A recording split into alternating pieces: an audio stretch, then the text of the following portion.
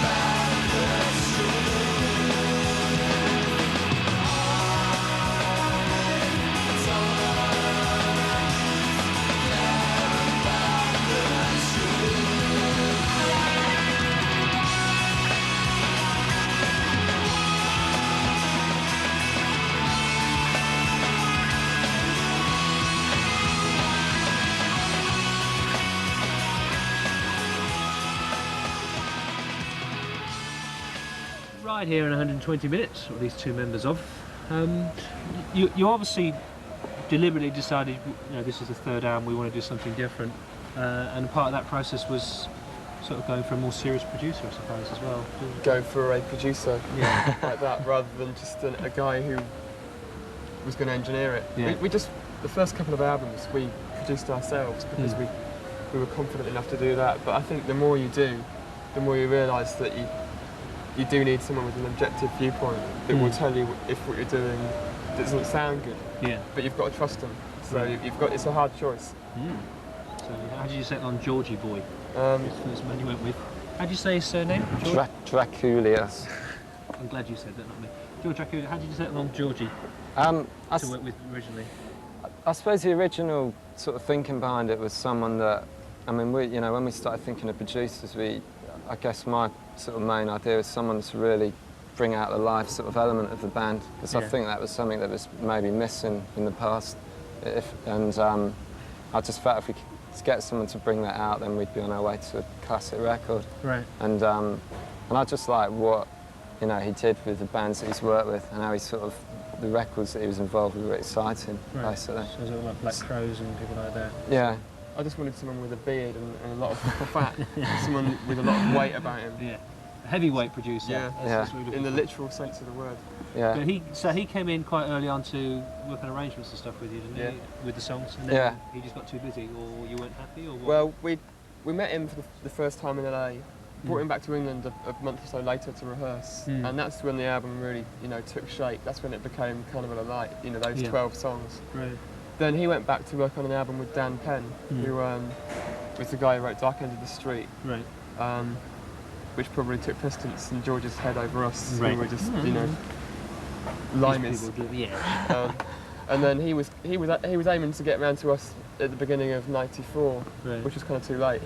So we got together with John Leckie in November and finished it all off pretty much before Christmas.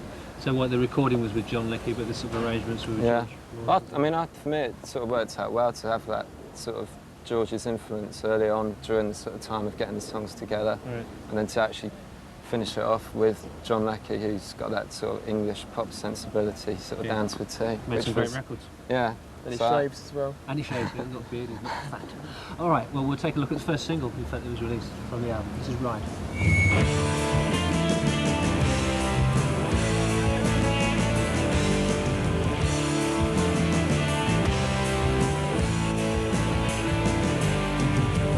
Blackbird flying in the sky. Please don't look me in the eye. You are very, very lucky.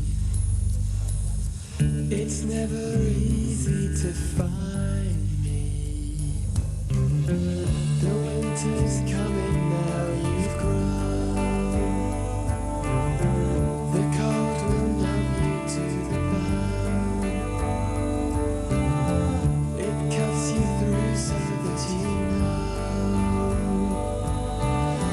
In pain, the minutes go so slow.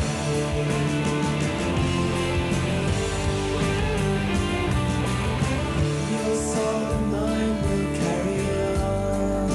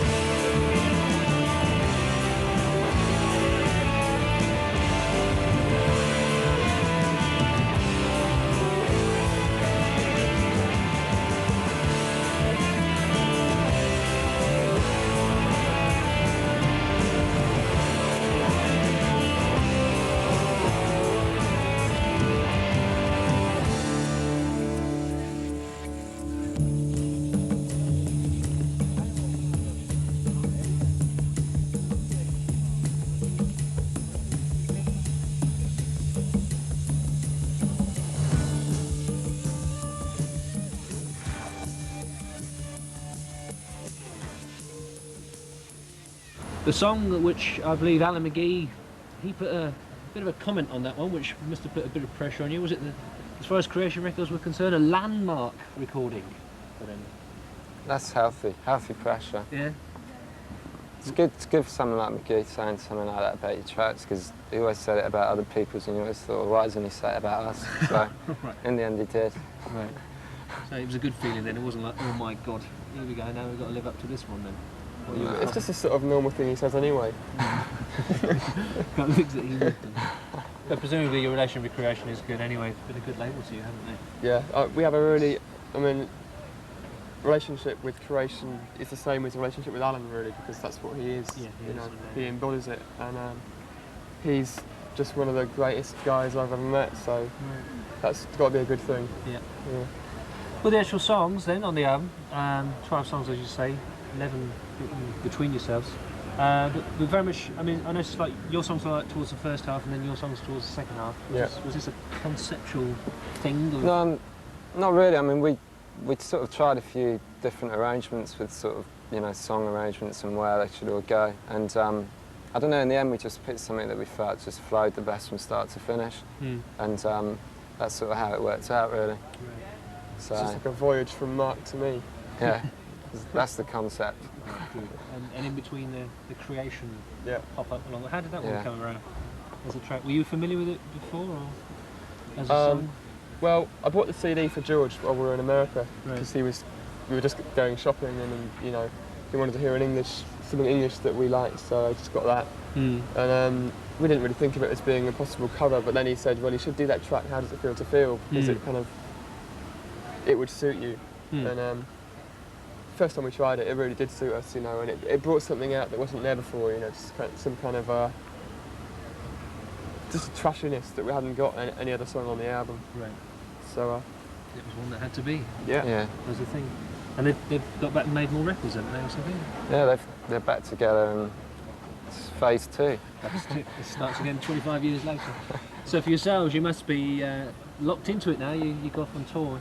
I know you've got a UK tour lined up. And then does that go on to be Planet type of stuff, and round you go again? No, we're not doing any Planet tours this time. No. We're doing a little bit of touring, but if it gets too much, we've got our foot on the brake, just to say Right. no more. We're going to go up in the studio again pretty soon as well. Right. So you weren't just teasing me. You definitely got the urge to go in and Yeah. make some more music straight. Yeah. Oh, great. Well, I look forward to hearing that. Thanks for talking to us again. I'm pleased Okay. that my last interview for 120 was with somebody I was there in the early days with. Cheers, Paul. Thank you. How does it feel to feel rough?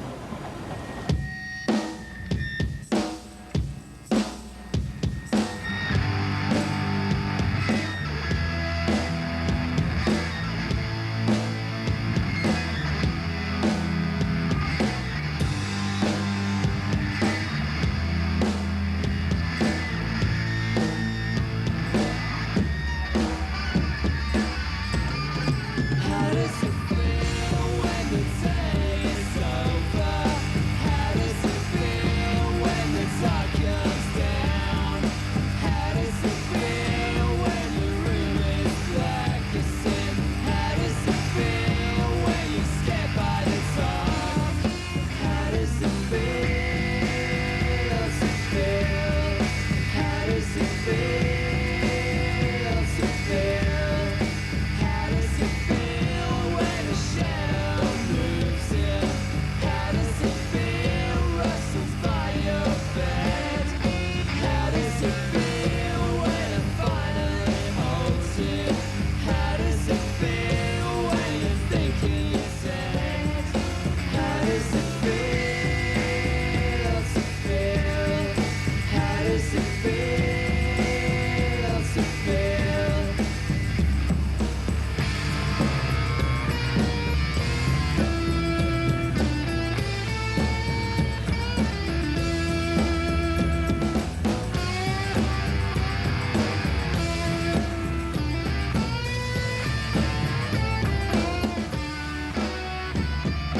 How does it feel when you wake in the morning?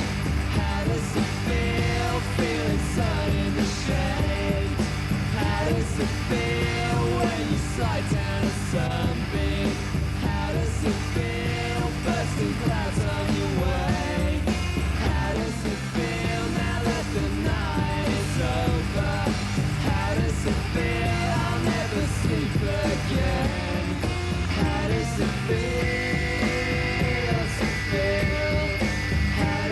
feel